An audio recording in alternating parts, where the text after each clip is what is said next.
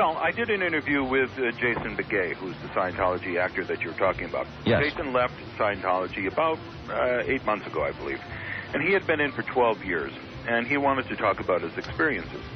He had reached out to Andreas Heldel-Lund, who has the #1 site critical of Scientology on the net, Xenu.net. And Andreas suggested that Jason sit down and do an interview with me on camera. So a couple of weeks ago, that's what happened. I went up to Jason's home in Malibu and met his family, and he sat down and graciously talked for a couple of hours about why he got into Scientology and why he got out. And I put up a 3-minute tease of that interview last weekend. And that tease became incredibly successful and popular on YouTube. It was garnering worldwide attention. Yesterday afternoon, it had reached 595,000 hits in just a matter of a few days. And suddenly, my account was canceled. Now, YouTube claims that Scientology had nothing to do with the cancellation. And Scientology claims they have nothing to do with the cancellation. And I'm not one to point fingers and blame people for things that didn't actually happen. I don't know for sure that Scientology had any connection to it. What led up to the cancellation of my account, though, was very suspicious. My friend Tori Crispin had a YouTube account. She was in Scientology for 30 years. And I had set her up with a YouTube account and bought her a webcam, and she had been recently talking about her experiences. Just a couple of days ago, her YouTube account was canceled with no explanation to her whatsoever. People across YouTube and across the net complained to YouTube, and YouTube put her account back up. Now, in the meantime, Scientologists were gloating on alt-religion Scientology, a news group. Ha, we got Tori, and we're coming after Bunker next. Then, as soon as Tori's account goes up, the next day, my account is canceled. And YouTube and Scientology both claim they have no connection, and there is no tangible connection that I can see so far, but it certainly does look suspicious. They've done plenty of bad things over the history of the organization that it's easy to believe they're capable of anything. And I tend not to go for conspiracies and blame them immediately for everything.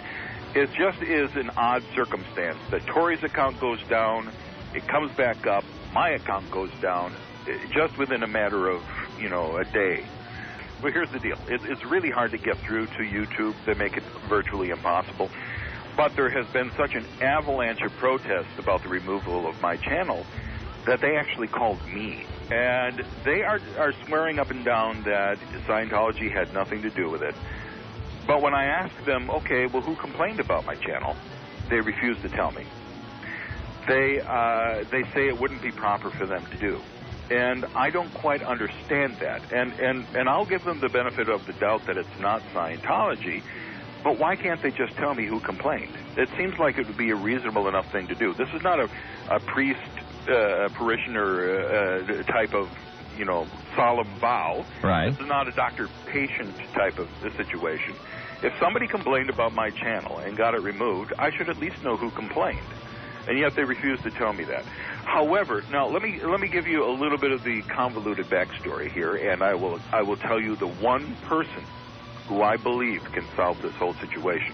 I had a YouTube channel that was very popular until late January or so, when that first YouTube account was canceled. It happened that on a particular day, I got a takedown notice from Viacom for a Stephen Colbert clip that was copyright infringement. Within an hour, I got another copyright infringement claim from the Church of Scientology about the Tom Cruise videotape that was all over the net. This happened back to back. Before I had a chance to respond, because in their takedown notice they say, well, please remove the clips or we'll have to take action. Well, before I had a chance to remove the clip, my first account was gone. Boom. Gone. And, well, okay. Well, that sucks. But I moved on. I opened up a second account and started uploading my material again and made sure that there was no copyrighted material in there at all. It's all strictly my stuff in the second account. Well, now, YouTube says that because my first account was canceled, I was never supposed to have a second account to begin with. And that's in their bylaws. And, all right, if that's the case, I understand that. But they won't tell me who complained about the second account and got the second account canceled, which I find odd. They also tell me, well, it was your first account was canceled because of the Stephen Colbert clip. But they don't acknowledge the fact that on the exact same day I got the Church of Scientology complaint that is sitting here in my email box. It's all very odd.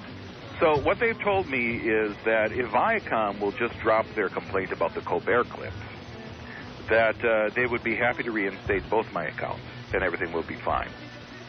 So it's just a matter of getting Viacom to say, you know what, we forgive him for having the Stephen Colbert clip up, and then everything will be fine. And I believe now the only person who can make this happen is Stephen Colbert. If we can get a hold of Stephen Colbert, I will humbly apologize for putting 2 clips of him goofing on Scientology on my site, and we can all move on. You know, I certainly understand YouTube and Viacom wanting to protect their copyrights, and that's acceptable. I understand that. But to have Tori's account canceled mysteriously, the threat that they're coming after me and then my account canceled mysteriously is just very bizarre. And the fact that YouTube is more than happy to say, listen, it's Viacom's fault. They're the ones who complained about your last account and refuse to tell me who complained about my current account. It seems really bizarre. And the fact that they only point to the Viacom things in the past and not the Scientology complaint on the exact same day, it just seems really wacky to me.